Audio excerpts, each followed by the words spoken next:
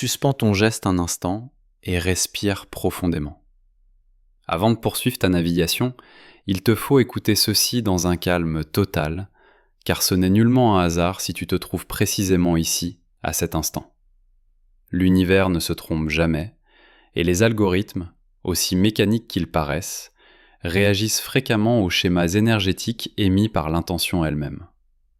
Il existe des moments dans l'existence où le cœur ressent quelque chose bien avant que l'esprit ne puisse le comprendre ou l'expliquer rationnellement. Et celui-ci fait sans aucun doute partie de ces instants décisifs.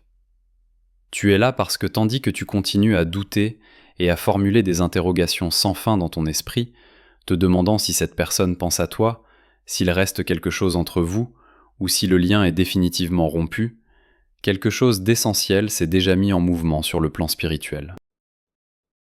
Ce n'était pas une conversation que tu aurais pu entendre. Ce n'était pas un message arrivé sur ton téléphone.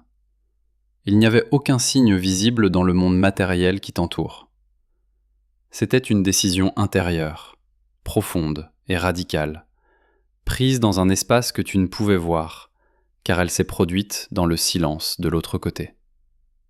Et aujourd'hui, tu écoutes ceci, car ton âme doit savoir ce que signifie ce mouvement invisible pour ton chemin. Il y a de fortes chances que depuis des jours, des semaines ou même des mois, tu ressentes une pression étrange dans la poitrine, une sorte d'anxiété légère que tu ne parviens pas à identifier complètement.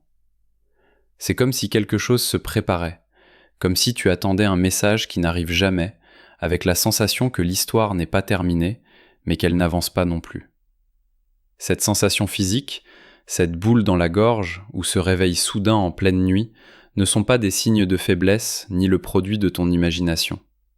Il existe un silence qui pèse bien plus lourd que n'importe quel mot crié, et quand l'âme se serre ou s'inquiète de cette manière, ce n'est pas pour du drame émotionnel, mais parce qu'elle sait avec une certitude que l'esprit lui envie, que quelque chose va bientôt se révéler. Ton système énergétique capte un changement dans la fréquence de la connexion, tout comme un radar détecte un objet bien avant que les yeux ne le voient à l'horizon. Cette personne qui a occupé tant de tes pensées n'est plus dans la confusion que tu imaginais. Elle ne doute plus comme auparavant.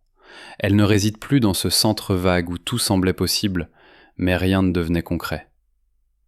Il y a eu un moment récemment, peut-être une nuit blanche, peut-être un instant de solitude absolue en conduisant ou en fixant le vide, durant lequel cette personne a enfin fait face à ses sentiments et a choisi une voie. Et voici ce que tu dois intégrer aujourd'hui dans ta conscience. Ce choix n'est pas né de l'ego, ni de la peur de la solitude, ni de la recherche du confort. Il est né de quelque chose de beaucoup plus profond et plus ancien. Car lorsque deux âmes sont destinées à se rencontrer et à évoluer ensemble, elles ne peuvent pas fuir éternellement leur connexion. Si tu ressens cette résonance, écris oui dans les commentaires. Elles peuvent résister, se bloquer, s'éloigner physiquement, ériger des murs de silence et prétendre être complètement indifférentes devant le monde. Mais il arrive un point de bascule, un point de saturation, où l'énergie accumulée ne permet plus d'ignorer ce qui est vrai, et ce point est déjà survenu. Cette énergie troublée et cette attente nerveuse que tu ressens viennent du fait que ton âme est liée intérieurement à celle de cette personne. La distance physique n'a pas d'importance. Le temps sans contact n'a pas d'importance. Ce que vous avez dit ou tu dans le passé n'a pas d'importance. Il existe des liens invisibles qui ne se brisent pas par des mots blessants ou des décisions extérieures temporaires. Lorsqu'une décision est prise depuis la profondeur de l'être, l'autre côté la perçoit toujours, même s'il n'y a pas de preuves tangibles à présenter au tribunal de la logique. C'est pourquoi, ces derniers temps, tu te rappelles sa voix, sans aucune raison apparente, au milieu de ta routine quotidienne. C'est pourquoi les pensées concernant cette personne surgissent quand tu ne t'y attends pas, en interrompant ton travail ou tes moments de repos. C'est pourquoi tu rêves de sa présence, même quand tu tentes de vider ton esprit avant de dormir. Ce n'est pas une obsession. Cela ne signifie pas que tu ne peux pas lâcher prise. C'est une connexion pure et forte. C'est la confirmation que le canal de communication spirituelle est ouvert et actif. Beaucoup de gens croient à tort que l'amour destiné, ou ce que certains appellent connexion d'âme, est toujours doux, clair, simple et fluide comme un conte de fées. Mais la réalité spirituelle est très différente. L'amour véritable, celui qui transforme l'essence de ce qu'il touche, ébranle souvent les fondations, apporte l'inconfort, confronte avec ses propres ombres, oblige à grandir rapidement et à regarder de vieilles blessures que l'on voudrait garder cachées. Cette personne a dû faire face à tout cela durant son absence. Elle a dû se regarder dans le miroir de l'âme sans les masques sociaux qu'elle utilise habituellement et se demander si elle était prête à continuer de fuir sa vérité ou si elle aurait enfin le courage d'accepter ce qu'elle a toujours ressenti pour toi. Peut-être as-tu pensé que l'indécision continuait de régner dans sa vie, que tout était figé dans le temps, mais ce n'est pas le cas. La décision a déjà été prise, et bien que tu ne la vois pas encore reflétée dans des actions extérieures, elle existe et vibre sur le plan spirituel. Et lorsque quelque chose est établi puissamment à ce niveau, le monde physique, la réalité tridimensionnelle que tu touches et vois, n'a besoin que d'un peu de temps pour s'adapter et la refléter. Rien ne peut empêcher cette manifestation lorsque la volonté intérieure s'aligne avec le destin. Ce message ne vient pas pour créer de faux espoirs ou pour te maintenir dans une attente douloureuse. Il vient pour apporter de la clarté à ton intuition, car il existe des décisions qui ne signifient pas une fin complète, mais un tournant dramatique dans l'histoire. Il y a des décisions qui de l'extérieur ressemblent à un éloignement, mais qui en réalité sont une préparation. Et il existe un silence comme celui que tu as enduré, qui n'est pas un abandon, mais une réorganisation intérieure nécessaire. Cette personne avait besoin de ce temps et de cet espace pour décider si elle affronterait l'infinité de ce qu'elle ressent pour toi, et elle l'a finalement fait. Maintenant, fais attention à ce que tu ressens dans ton corps en écoutant ces paroles.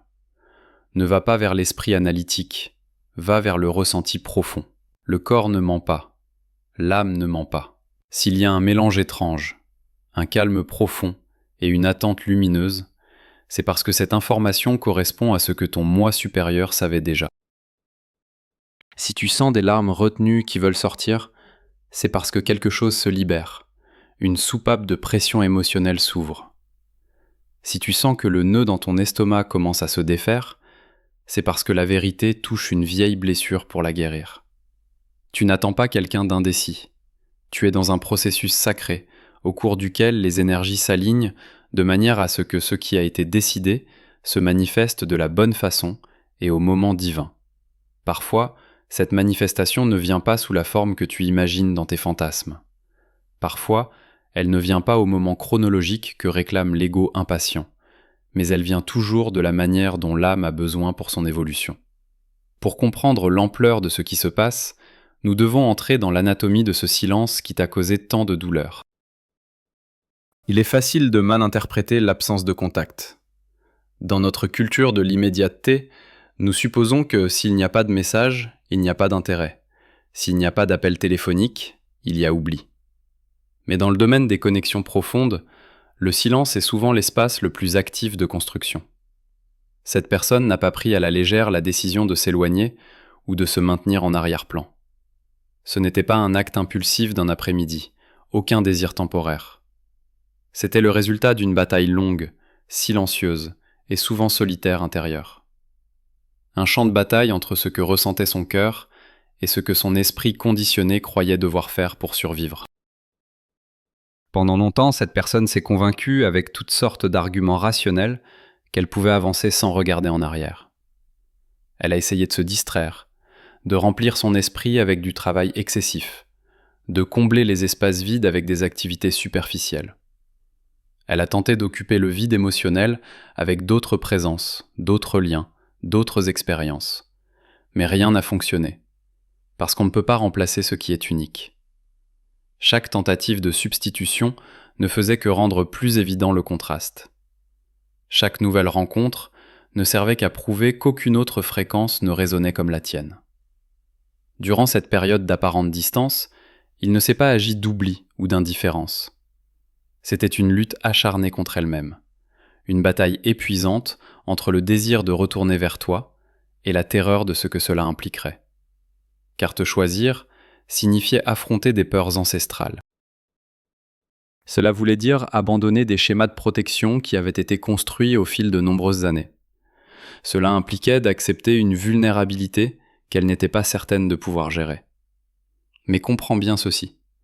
Toute cette résistance, toute cette fuite n'était pas dirigée contre toi personnellement. C'était dirigée contre l'intensité de ce qu'elle ressentait quand elle était près de toi. Contre la peur de perdre le contrôle. Contre la terreur de se dissoudre dans quelque chose de plus grand qu'elle-même. En psychologie des profondeurs, on appelle cela l'ombre. Cette partie de nous-mêmes que nous refusons de voir, que nous rejetons dans l'obscurité de l'inconscient parce qu'elle nous fait peur ou nous fait honte. L'ombre de cette personne contenait justement sa capacité à aimer profondément, à se donner complètement, à faire confiance sans réserve. Étrange paradoxe. Ce que la plupart considèrent comme des vertus était pour elle une menace. Pourquoi ? Parce que dans son histoire personnelle, peut-être dans son enfance ou lors de relations antérieures traumatisantes, elle a appris que s'ouvrir entièrement mène à la souffrance. Qu'offrir le cœur sans défense conduit à l'abandon. Que montrer qui l'on est vraiment aboutit au rejet. Ces blessures profondes, bien que guéries en surface, continuaient de dicter ses décisions depuis les profondeurs. Chaque fois que ton amour s'approchait trop près, chaque fois que l'intensité de la connexion menaçait de faire tomber ses défenses, un mécanisme de survie automatique se déclenchait. Fuir, se protéger, se fermer. Non parce qu'elle ne t'aimait pas, mais précisément parce qu'elle t'aimait tellement que cela terrifiait la partie blessée d'elle-même. Durant cette période d'éloignement, quelque chose de fondamental s'est produit dans son monde intérieur. Un processus que la psychologie appelle intégration de l'ombre. En termes simples, elle a commencé à voir et à accepter ces parties d'elle-même qu'elle rejetait. Elle a dû descendre dans son propre abîme émotionnel et affronter non seulement la peur de t'aimer, mais aussi la peur de sa propre capacité à ressentir. Elle a dû se demander pourquoi elle fuyait précisément ce qu'elle désirait le plus. Pourquoi elle sabotait systématiquement ce qui pourrait la rendre heureuse. Pourquoi elle préférait la solitude contrôlée à la compagnie imprévisible de l'amour authentique. Ces questions ne trouvent pas de réponse dans une après-midi de réflexion. Elles nécessitent du temps, de la solitude, parfois de la souffrance. Il est probable que cette personne soit passée par des nuits d'insomnie où les larmes coulaient sans témoin. Des matins où le poids de la solitude choisie devenait insupportable. Des moments où le masque de l'indifférence se brisait en privé et où elle reconnaissait à voix haute, dans le vide de sa chambre, combien tu lui manquais. Combien elle se mentait à elle-même en prétendant pouvoir vivre sans la connexion que vous partagez. Cette honnêteté brutale envers soi-même est le début de la transformation. Lorsque quelqu'un cesse de se fuir et commence à se voir vraiment, la réalité entière se réorganise. Les mensonges confortables perdent leur pouvoir. Les excuses rationnelles s'effondrent. Ce qui restait caché dans l'ombre monte à la lumière de la conscience, et une fois exposé, ne peut plus contrôler secrètement les décisions. C'est précisément ce qui s'est passé. Cette personne a traversé son propre enfer intérieur et en est ressortie différente. Non pas guérie de toutes ses blessures, car la guérison complète est un processus continu, mais suffisamment consciente pour ne plus laisser la peur dicter ses choix. Elle a compris que la vraie liberté ne consiste pas à éviter ce qui nous fait peur, mais à affronter la peur elle-même. Que le véritable courage ne réside pas dans l'isolation émotionnelle, mais dans la capacité de s'ouvrir malgré le risque. Que l'amour authentique, bien qu'il puisse faire mal, offre une profondeur de vie que rien d'autre ne peut donner. Cette compréhension n'est pas intellectuelle. Elle ne vient pas de la lecture de livres ou de l'écoute de conseils. Elle naît de l'expérience directe de sa propre obscurité et du choix conscient de marcher vers la lumière. Es-tu prêt à avancer ? Écris « quote » dans les commentaires. Maintenant, la dynamique a changé, car l'ombre est reconnue. Elle n'est plus un monstre caché dans la cave qui dirige la vie depuis les ténèbres. En rendant l'inconscient conscient, cette personne a retrouvé le pouvoir sur ses décisions. L'énergie qu'elle dépensait auparavant pour réprimer ce qu'elle ressentait pour toi cette quantité énorme de force vitale perdue à ériger des murs et à feindre la froideur est libérée, et l'énergie ne disparaît pas, elle se transforme seulement. Toute cette force émotionnelle qui servait auparavant à fuir a maintenant changé de direction et a commencé à couler vers l'acceptation de la connexion. La résistance est tombée, car il n'y a plus rien contre quoi elle doit se protéger. Elle a compris que ta lumière n'est pas venue pour la détruire, mais pour la guérir. Cette compréhension transforme la nature de la peur. La peur ne paralyse plus. Elle est maintenant vue comme un signal qu'il y a quelque chose d'important en jeu. Cette personne a cessé de percevoir l'amour que tu offres comme une menace pour sa liberté et a commencé à le voir comme le chemin vers la vraie liberté. Elle a réalisé que la véritable prison était son ego et les limitations qu'elle s'était imposées, et que la connexion avec toi est la clé qui ouvre cette cellule. C'est un virage à 180 degrés dans la perception de la réalité. Là où elle voyait auparavant du danger, elle voit maintenant de l'espoir. Là où elle ressentait auparavant le besoin de courir dans la direction opposée, elle ressent maintenant l'attraction magnétique pour revenir à la maison. Et la maison, dans le langage de l'âme, est cette fréquence que toi seul émets. Il est essentiel de comprendre que tu n'as rien fait de mal en étant intense ou en montrant tes sentiments. Cette intensité était nécessaire. Sans ce choc électrique, cette personne aurait continué à dormir. Tu étais la tempête nécessaire pour purifier l'air. Et maintenant que la tempête intérieure est passée et que le ciel de son esprit s'est éclairci, la certitude demeure. La décision dont nous avons parlé au début naît de cette intégration. Ce n'est plus l'enfant blessé ou la fille effrayée qui décide. C'est l'adulte spirituel qui prend le commandement. Quelqu'un qui a vu son ombre, l'a accepté et a décidé que l'amour est plus fort que la peur. Ce changement intérieur est invisible aux yeux ordinaires, mais dans le monde énergétique, il est assourdissant. Quand quelqu'un cesse de résister au flux du destin, une tension se libère qui se propage comme une onde de choc. Et toi qui es lié à cette personne, à travers les fils invisibles de l'empathie et des souvenirs partagés, tu es le principal récepteur de cette onde. C'est pourquoi ton anxiété a changé. C'est pourquoi tu sens sa présence même quand tu n'as pas de nouvelles. La barrière de confinement est brisée, et tout comme l'eau retenue par un barrage tombe avec force quand le mur se fissure, ainsi les sentiments de cette personne, maintenant reconnus et valorisés par sa conscience, cherchent un chemin vers l'extérieur. Mais pour que tu puisses accueillir ce flux sans te noyer, tu dois d'abord reconnaître comment cette nouvelle réalité se manifeste déjà dans ton expérience physique. Car maintenant que l'ombre est reconnue et que la résistance est tombée, l'énergie qui servait auparavant à fuir a changé de direction et ton corps est le premier à le remarquer. Maintenant que nous avons établi que la résistance intérieure de cette personne s'est effondrée et que son énergie a cessé de fuir pour commencer à chercher le chemin du retour, il est essentiel de parler de la façon dont ce changement monumental se reflète dans ton expérience quotidienne, car cela aussi, tu dois le graver dans ta conscience. Les changements au niveau énergétique ne passent jamais inaperçus pour celui qui est accordé à eux. Lorsqu'une décision de cette ampleur est prise dans l'âme, il se produit une rupture du silence spirituel. Ton téléphone peut ne pas encore sonner. Les réseaux sociaux peuvent ne pas montrer de nouvelles. Mais le canal invisible qui relie deux âmes déterminées a commencé à transmettre des informations à une vitesse vertigineuse. Et toi, en tant que contrepartie de cette connexion, tu es le principal récepteur de toutes ces fréquences. Ce que tu as vécu ces derniers jours ou ces dernières semaines n'est pas le produit d'un esprit fatigué ou d'une imagination excessive. C'est la preuve tangible que le mur de confinement est tombé. Parlons d'abord de la télépathie émotionnelle, l'un des phénomènes les plus fascinants et en même temps les plus révélateurs qui existent dans ce type de connexion. Il est très possible que quelque chose de similaire te soit arrivé.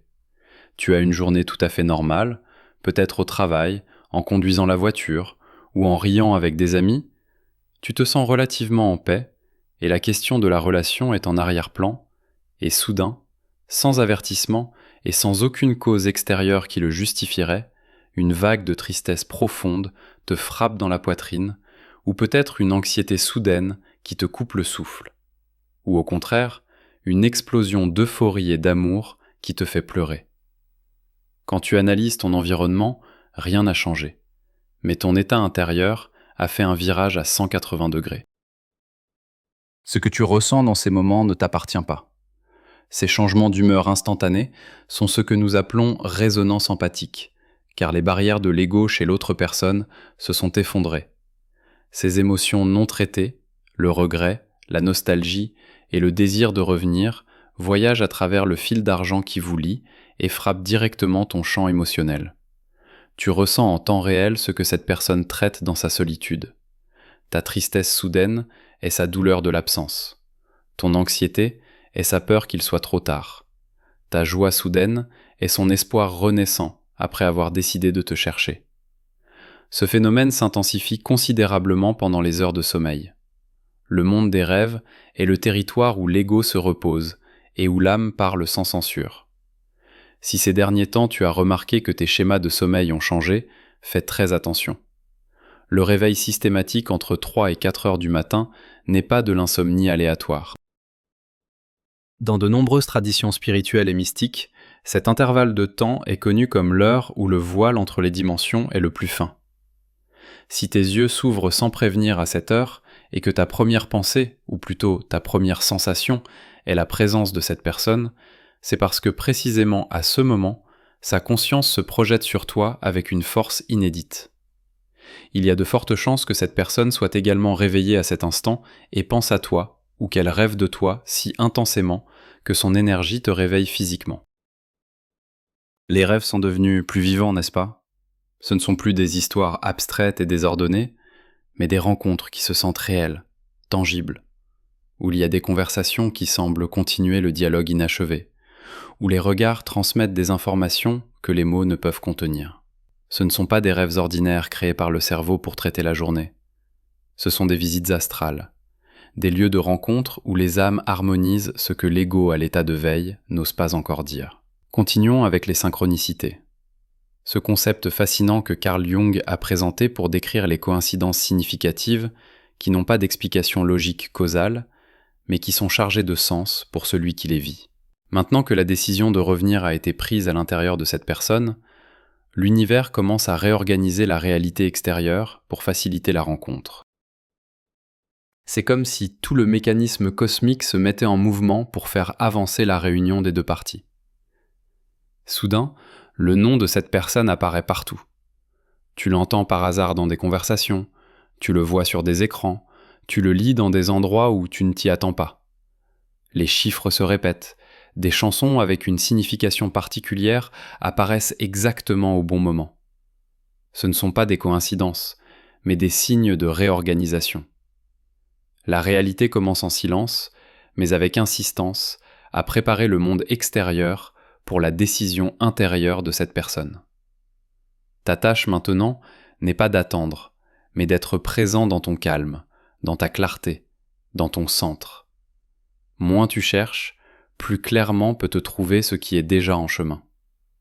Car ce qui est établi en profondeur ne se perd pas. Cela s'exprime au bon moment, de la bonne manière. Pour sceller ce destin, écris « J'accepte » dans les commentaires.